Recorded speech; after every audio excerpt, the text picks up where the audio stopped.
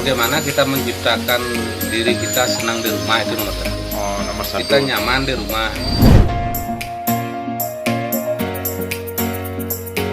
Karena itu masalah hobi juga. Sampai itu faktor pendukung. Kalau kolam tanpa ada tumbuh-tumbuhan pasti kurang enak lah kalau dilihat. Oh, gitu.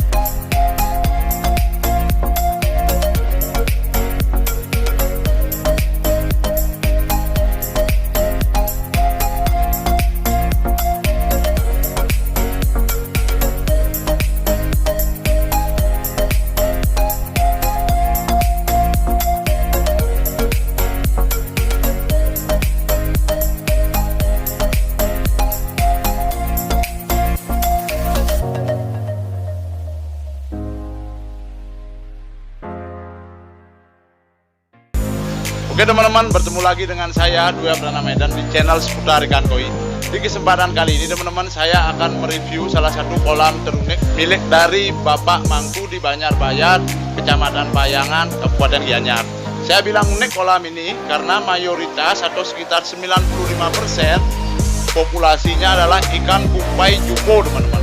Bagi teman-teman yang suka dengan video-video saya, klik like, komen, serta subscribe agar saya semakin bersemangat lagi dalam pembuatan video selanjutnya. Bagi teman-teman yang baru mampir di channel saya, di sini ada linknya. Oke teman-teman, langsung saja kita ngobrol dengan Pak Mangkunya. Pak Mangku, untuk hobi koi niki udah berapa lama berlangsungnya Pak Mangku? Yang suka koi Ya. awalnya hanya sekedar suka ya. Ya, Masalah warna saya tidak tahu, juga masalah bentuk ya, atau kuinya ada berapa jenis tidak tahu. Itu kurang lebih dari tahun 86 itu. 86 teman-teman. Saya lahir tahun 90, berarti sebelum saya lahir. Nah Pak Mangku, Ya. pertanyaan selanjutnya niki tentu akan banyak ditanyakan oleh subscriber saya Pak Mangku. Ya.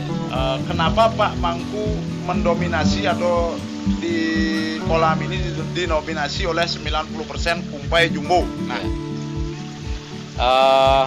Kenapa saya suka kumpai ya, ya, atau butterfly koi yang keren dibilang kan gitu. ya, Pada intinya saya melihat nilai estetikanya, nilai seninya. Oke. Bukannya saya nggak suka dengan koi-koi yang lain, enggak. Artinya yang saya pikirkan, saya lebih gampang nyari koi yang biasa, ya, baik itu dari segi ukuran besar, jumbo dan lain sebagainya. Lebih gampang nyari itu ketimbang cari kumpai yang jumbo. yang jumbo. Ya. Benar. Misalnya saya orang berduit, ini misalnya ya, Misalnya, saya ketika suka dengan koi, saya mau cari koi kumpai yang besar, mau berapa harganya, tapi barangnya susah dicari. pertanyaan selanjutnya, kalau kumpai itu dia kan juga awam nih kita tentang kumpai. Biasanya maksimal bisa tumbuh berapa senti nih Pak Mangku? Sama dengan koi-koi yang lain, tergantung dia indukannya. Oh, genetik. Ya, tergantung genetiknya. Kalau memang indukannya itu gede, pasti 50% dari anakannya itu bisa gede. Oh, gitu. Untuk pertanyaan selanjutnya, size kumpai yang paling gede di kolam milik Pak Mangku ini berapa? Saya belum sempat ngitung, itu yang paling gede itu ada sekitar 80-an up itu. 80 up ya? Ya, ada lebih mungkin itu Ya, lebih ya. Ya, Gede 85. banget teman-teman. Ya. Sebagai informasi, yang di sini ada jenis tembaga kurang lebih 75 up. Nah, hampir sebanding nih teman-teman. Hampir sebanding itu. Nah. Nah, itu lihat. Oh ya, nanti akan saya tampilkan teman-teman. Oke, jadi kalau merawat kumpai itu seninya atau indahnya di mana Pak Mangku? Nah, itu yang dipertanyakan. Ya, kalau kumpai biasanya kalau saya sendiri menilai dari segi apanya dia lebih indah, lebih gumulai, lebih apa ya, lebih menarik kalau bagi saya sendiri. Ini Ya. masalah kesenangan kan beda-beda, selera kadang-kadang kan beda. Biasanya kalau kumpai semakin lebar dayung sirip dayungnya, ekornya semakin lebar, kembangnya bagus tanpa ada sobek-sobek itu semakin mahal lah. Semakin mahal. Nah, terus saya lihat nih ada beberapa yang kumisnya ngebarong. Iya. Berarti ngebarong itu juga sebagai faktor keindahan juga ya Pak Mangku? Ya jelas, karena ada di kumpai sendiri pun ada yang beda-beda. Mungkin dulunya induknya ada hasil silangnya, crossingnya, hingga ada yang apa namanya burjuntai panjang, ada yang apa gede sekali artinya kumisnya ya, saya anggap kumisnya. Mungkin itu yang membedakan. Saya suka yang kumisnya itu gede kayak barong. Oh, dulu saya pernah punya, sekarang enggak punya seperti itu. Kepalanya agak pendek dia, tapi ininya kembang mekar. Ini sirip dayungnya lebar sekali. Sekarang susah ya nyari induk seperti itu. Oke. Ya. Terus untuk perawatan kumpai ini apa 11-12 dengan koi, apa ada treatment yang berbeda Pak Mangku? Nah, sama saja sih pada intinya, cuman kadang-kadang kalau kumpai itu punya masalah, kebanyakan karena kumpai itu ekor kirip semua panjang, ketika dia sakit tuh lebih banyak dia mengeluarkan lendir. Mangku kan udah lama nih hobi koi, ya. Terbilang sepuh dan senior lah. Untuk pemain kumpai ini kira-kira banyak nggak di Bali nih Pak Mangku? Cukup banyak lah kalau di Bali. Cukup banyak. Mungkin yang punya jumbo tuh bisa. Ya mungkin jarang. Oke. Untuk kedalaman kolamnya ini sendiri Pak Mangku berapa nih Ki?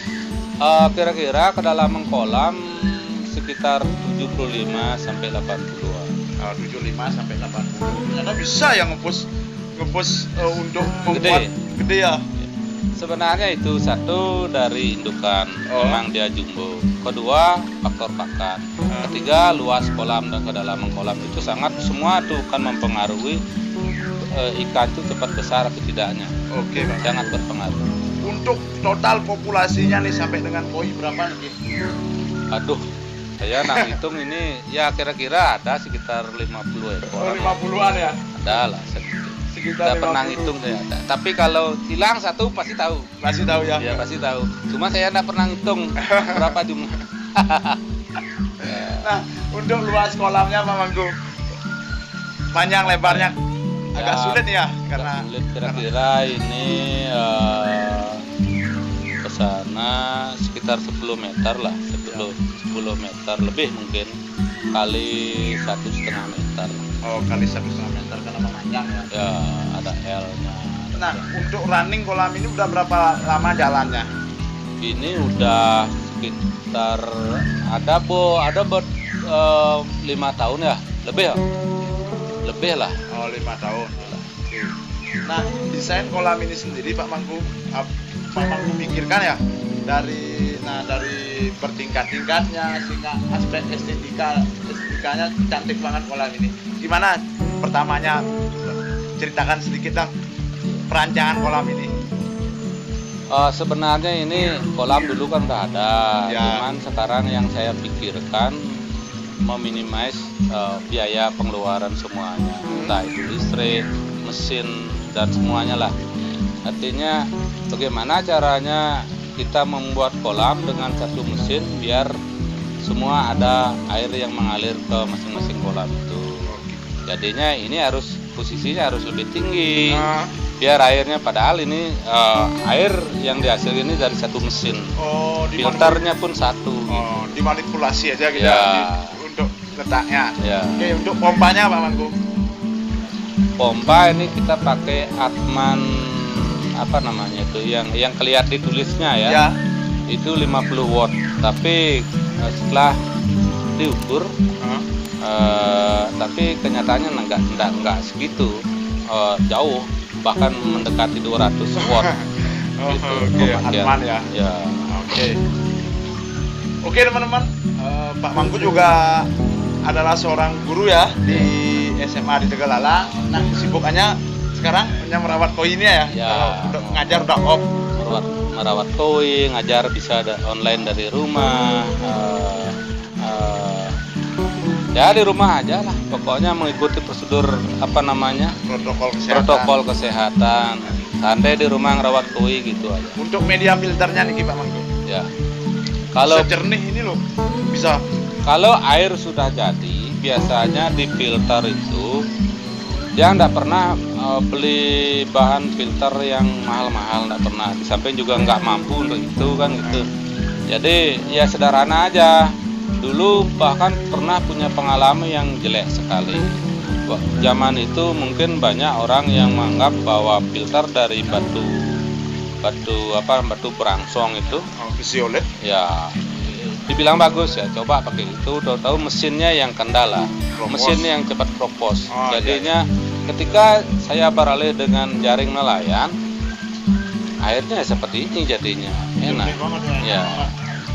Kalau jaring semakin biasanya logikanya kan semakin banyak filternya, biar pakai media jaring saja pasti jernih. Apalagi airnya sudah jadi, kolam sudah jadi, lumutnya sudah tumbuh, dijamin jernih. Oke Pak Mangku. Ya. Oke Pak Mangku, terima kasih telah mau menjadi narasumber di channel Seputar Ikan Koi, dan mudah-mudahan koinya sehat selalu dan memberikan kebahagiaan lah bagi kita. Dan akhir kata teman-teman, bagi teman-teman yang suka dengan video-video saya, klik like, komen, serta subscribe, dan bagikan di sosial media teman-teman, baik di Facebook, WA, dan Instagram, karena kalian share itu adalah multivitamin buat konten kreator seperti saya. Dan akhir kata, salam sejahtera untuk kita semua. See you next video. Kedalamannya teman-teman rata-rata 75 cm, karena sebelumnya 1 meter. Jadi ada perbaikan, jadi diuruk atau diratakan dengan tanah, didangkalkan sekarang 75 cm. Teman-teman yang di rumah, subscriber saya yang memiliki kolam di bawah 1 meter nggak usah kecewa. Di rumah Pak Mangku ini ada tembus sekitar 75 cm ya. Nah, ini populasinya teman-teman. Airnya bening banget ya. Kolam ini nampak sehat.